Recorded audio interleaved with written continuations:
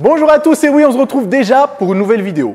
Et au menu aujourd'hui, on va parler de fibres musculaires. Vous êtes sûrement au courant, chacun de vos muscles est composé de fibres musculaires. Et ces fibres musculaires sont décomposées en deux familles.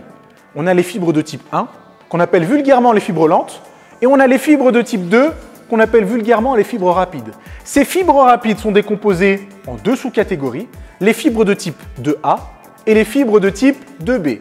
Mais pour faire simple aujourd'hui, vous n'êtes pas préparateur sportif de toute façon, on va dire qu'il y a uniquement des fibres de type 1 et des fibres de type 2. Lorsque vous faites un effort de longue durée, pas trop intense, vous utilisez une majorité de fibres de type 1. Quand vous faites un effort de courte durée, assez intense, vous utilisez une majorité de fibres de type 2. Vous allez faire un marathon, vous utilisez une majorité de fibres de type 1. Vous faites un sprint, vous utiliserez une majorité de fibres de type 2.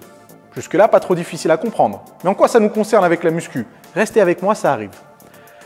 Chaque groupe musculaire a une répartition différente de fibres 1 et de fibres 2. C'est-à-dire que vous allez avoir des groupes musculaires où il y a une majorité de fibres 2 et des groupes musculaires où il y a une majorité de fibres 1.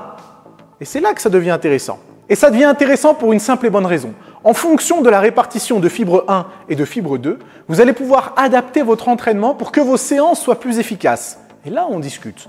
Mais vous allez me demander, ouais mais Nassim, comment on fait pour connaître cette répartition? Ça tombe bien, j'ai fait des recherches et j'ai trouvé une étude qui justement nous donnait la répartition en fonction des groupes musculaires, des fibres 1 et des fibres 2. Comment elle a été menée cette étude? C'est très simple, ils prennent des cadavres, ils font une biopsie musculaire à différents endroits de chaque groupe musculaire et en fonction du nombre de fibres qu'ils trouvent, ils peuvent donner une estimation assez précise du nombre de fibres de type 1 et du nombre de fibres de type 2. Évidemment, vous trouverez la référence de cette étude dans la description. Le souci de cette étude, malheureusement, c'est qu'elle n'a pas été menée sur tous les groupes musculaires du corps, mais juste sur une partie des groupes musculaires du haut du corps, ce qui est déjà mieux que rien. Et malheureusement, je n'ai pas réussi à trouver le même genre d'étude pour le bas du corps, mais je vais essayer de chercher un petit peu plus en profondeur. Et si je trouve, je vous tiens au courant. Les résultats de cette étude, ils s'affichent à l'écran. Et qu'est-ce que ça veut dire? Comment on peut interpréter ce genre de résultats? Eh bien, c'est tout simple. C'est que vous avez certains groupes musculaires qui vont être plus adaptés à des efforts de longue durée. Et ça, c'est pas surprenant de toute façon, et je suis sûr que vous l'avez déjà remarqué,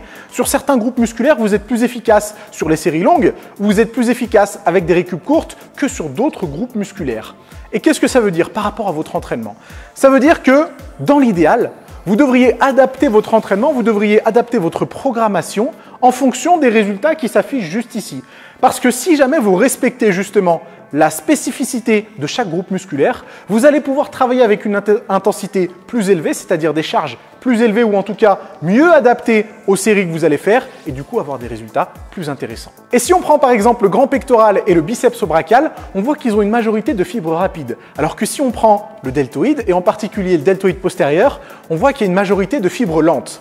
Ce qui veut dire que dans votre planification d'entraînement, vous devriez passer plus de temps à faire des séries plus ou moins courtes pour les pectoraux et les biceps, alors que vous devriez passer plus de temps à faire des séries plus ou moins longues pour les deltoïdes et particulièrement le deltoïde postérieur. Alors attention, ça ne veut pas dire qu'il ne faut jamais faire de séries longues pour les pecs et les biceps, et ça ne veut pas dire qu'il ne faut jamais faire de séries courtes pour les deltoïdes. Ça veut juste dire qu'il faut essayer de respecter une certaine proportion pour que justement vous puissiez être capable de maintenir des intensités de travail plus élevées et que sur le long terme, ça se traduise par plus de muscles. Et qu'en est-il des autres groupes musculaires? Malheureusement, comme je vous l'ai dit, je n'ai pas d'études pour vous justifier la proportion de fibre 1 et de fibre 2 sur les quadriceps par exemple. Par contre, il existe des protocoles qui consistent à faire un certain nombre de répétitions à une certaine intensité de travail et en fonction du nombre de répétitions, ça peut vous permettre d'estimer la proportion de fibre 1 et de fibre 2. Donc si vous voulez aller plus loin, je vous mets la référence de ce protocole dans la description. Donc dites-moi si vous avez aimé cette vidéo. Si c'est le cas, mettez un pouce en l'air, abonnez-vous, continuez à partager et puis on discute du reste dans les commentaires comme à chaque fois.